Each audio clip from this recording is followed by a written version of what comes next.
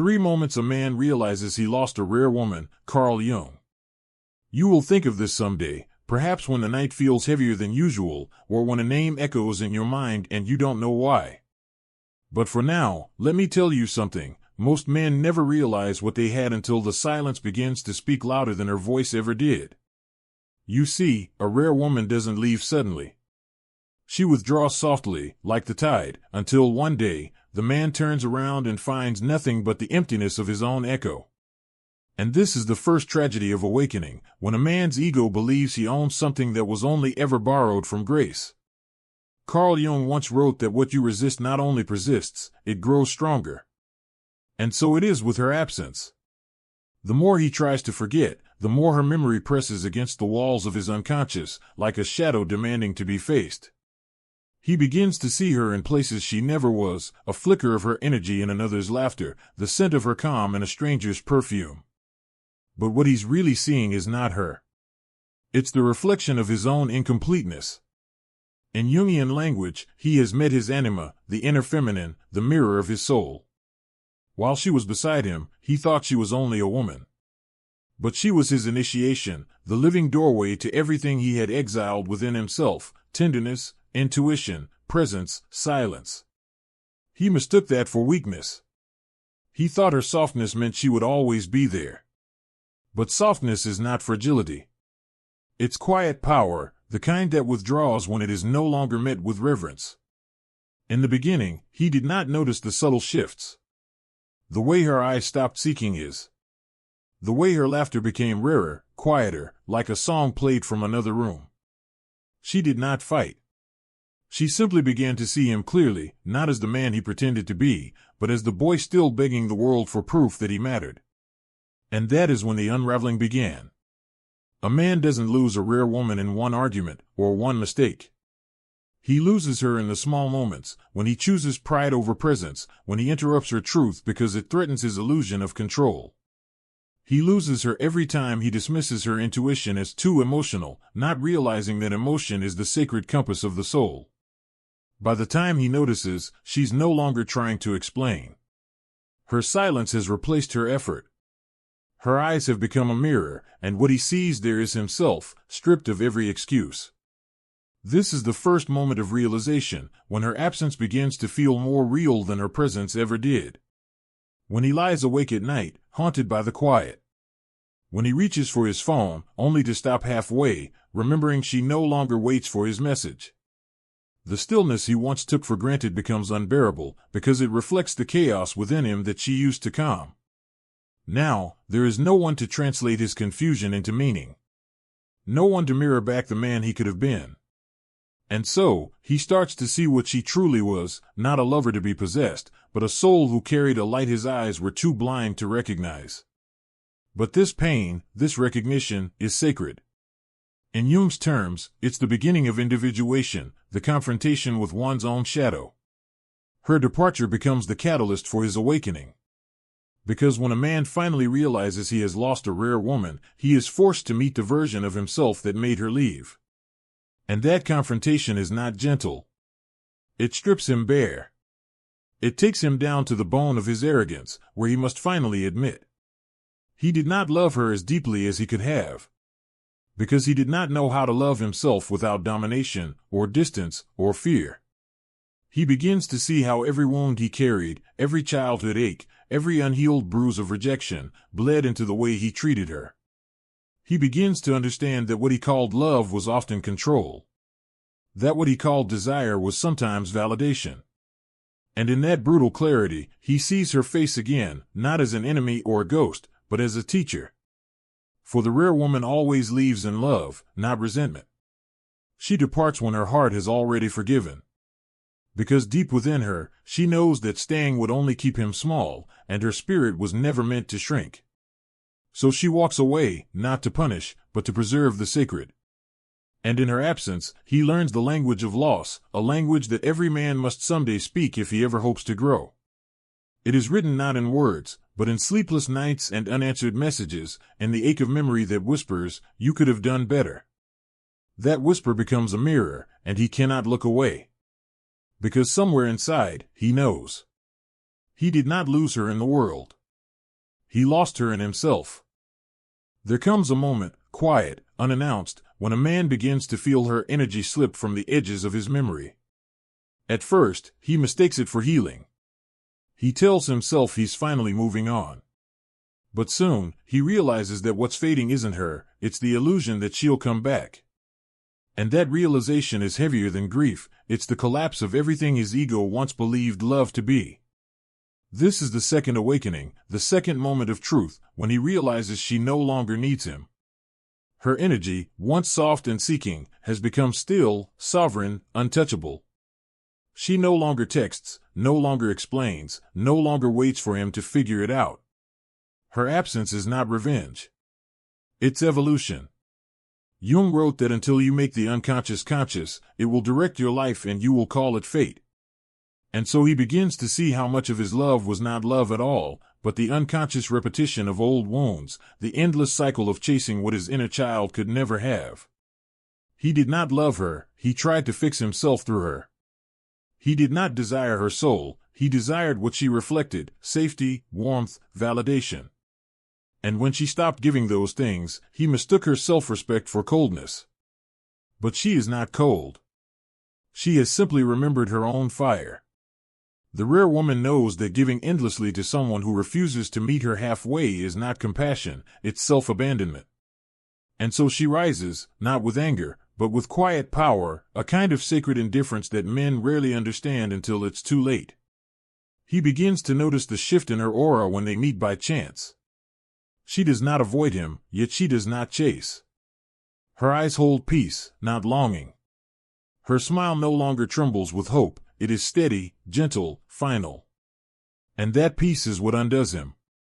Because there is something profoundly humbling about being forgotten by someone who once prayed for you.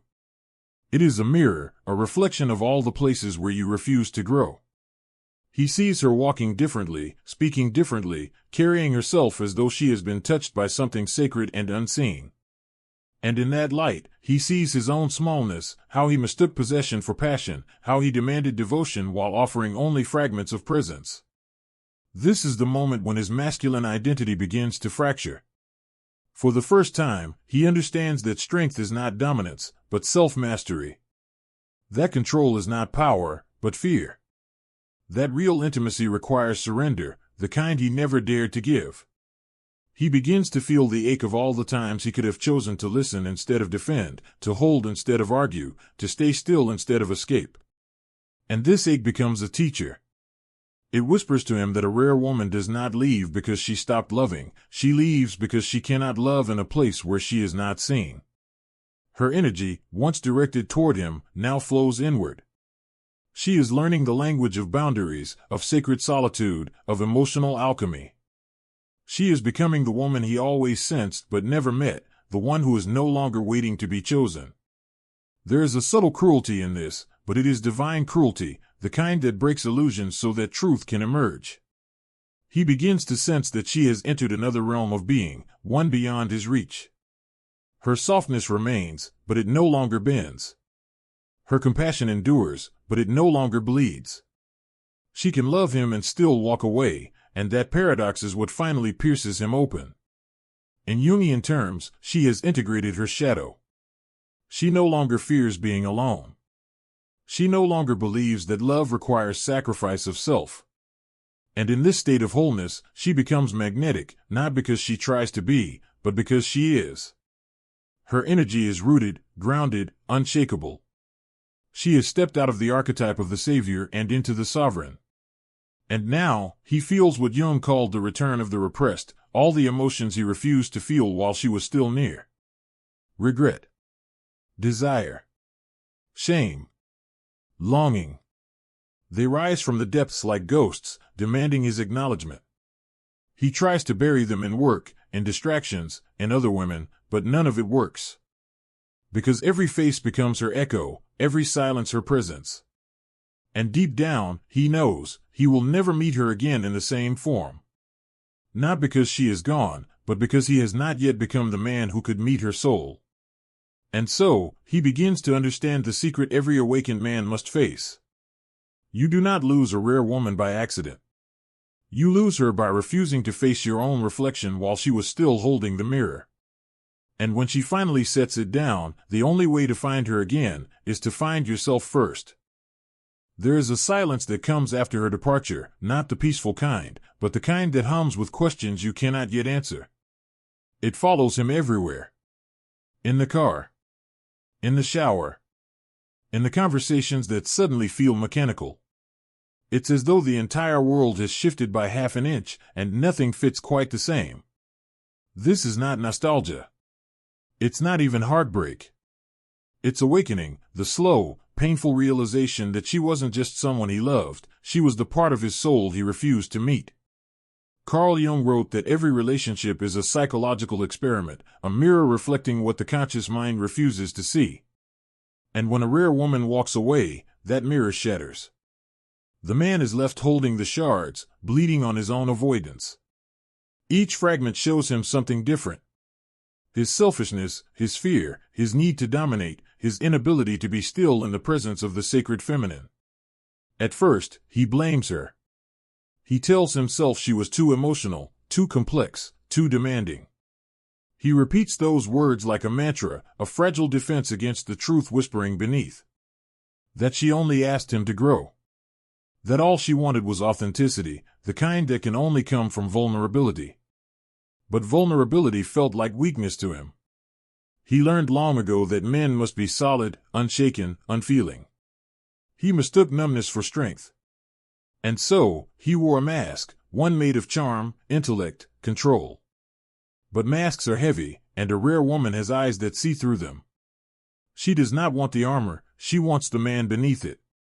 And when he couldn't take it off, when his pride became thicker than his love, she stepped away. This is the third moment, the deepest and most haunting, when a man realizes she has healed without him. That she is not waiting. That she has found peace in places that no longer include his name. And in that realization, his ego begins to dissolve. He might see her again, perhaps from afar, laughing with someone new, walking through life with lightness in her step. There's no trace of the woman who once questioned her worth, no hesitation in her eyes. She's radiant, grounded, alive. Her smile no longer hides pain, it speaks of freedom. And in that instant, he understands what Jung meant when he said, "Until you make peace with your inner woman, you will be at war with every woman you meet." The war he fought with her was never about her at all. It was a battle within himself, between the man he was and the man he could become. She was the battlefield, but never the enemy. Her love was the invitation to evolve. Her leaving was the lesson. Now, his days feel quieter. He starts to notice things he never did before. The way the morning light touches the curtains, the stillness between two breaths, the sound of his own heartbeat. He begins to feel again, not for her, but for himself. It is a strange tenderness, one that both hurts and heals. He starts to journal, to walk alone, to sit with his discomfort. The silence that once tormented him becomes a teacher. In solitude, he meets his shadow, the buried boy who was told not to cry, not to need, not to feel. He begins to hold that boy with compassion instead of shame. And slowly, something begins to change. He stops searching for her in other faces. He stops trying to fix the ache with distractions. He lets the grief become a gate, a portal into truth. He learns that love is not about possession, but presence. That desire without reverence leads to emptiness. That power without empathy is not strength, but fear in disguise. As months pass, he begins to understand the sacred polarity between masculine and feminine. She was never meant to complete him, she was meant to reveal him. And in losing her, he gains the one thing he always avoided, self-awareness. This is how transformation begins. Not with fireworks, not with closure, but with stillness. With the quiet acknowledgement that what was lost was never hers to keep, it was his to reclaim. Her departure was not punishment, it was grace in disguise. She did not abandon him, she released him back to his own soul. And though he may never have her again, he carries something far greater, the memory of what truth feels like in the presence of love. He will never again mistake control for intimacy. He will never again silence a woman's intuition just to soothe his ego. He will never again call her too much, because now he knows it was he who was too little. In time, he will thank her, silently, perhaps in prayer, perhaps in thought. Not for leaving, but for teaching him the language of self. For being the mirror that shattered him, so he could finally see who he is. And somewhere, in that acceptance, he understands. The rare woman was never a chapter of his story.